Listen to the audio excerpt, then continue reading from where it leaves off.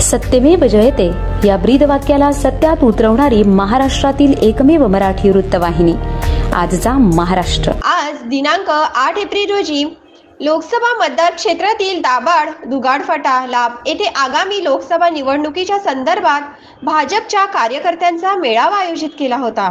या मेळाव्यात केंद्रीय राज्यमंत्री कपिल पाटील साहेब यांनी लोकसभा निवडणुकीत विविध भागातील प्रचाराच्या रणनीतीवर सविस्तर झाली।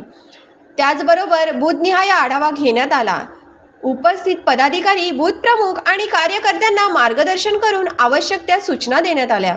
या मेळाव्यात एकमताने आगामी लोकसभा निवडणुकीत पंतप्रधानपदी पुन्हा श्री नरेंद्र मोदीजी यांना निवडून आणण्याचा निश्चय करण्यात आला। उपस्थित ग्रामस्थांशी मोकळा संवाद साधला। गेल्या 10 वर्षात मोदी सरकारने केलेल्या विविध कामांची माहिती दिली। तसेच आगामी लोकसभा निवडणुकीत महायुतीला आपले मत देऊन आदरणीय श्री नरेंद्र मोदीजी यांना पुन्हा पंतप्रधान बनवण्याचे आवाहन केले। यावेळी पडघा भिवंडी येथील शिवसेनेचे पदाधिकारी श्री संजय बिडवी यांची व कुटुंबियांची त्यांनी निवासस्थानी सदिच्छा भेट घेतली। यावेळी महायुतीकडून होणाऱ्या आगामी प्रचाराच्या नियोजनाबाबत चर्चा झाली। या मेळाव्यासाठी भारतीय जनता पार्टीचे माजी तालुका अध्यक्ष नारायण पाटील, भाजपचे तालुका अध्यक्ष श्री पी.के. म्हात्रे, शांताराम पाटील, दयानंद पाटील, जिल्हा परिषदेचे माजी सदस्य देवेची पाटील, तसेच ठाणे जिल्हा परिषद सदस्य कैलासदेवा जाधव आणि अन्य पदाधिकारी आणि इतर मान्यवर उपस्थित होते।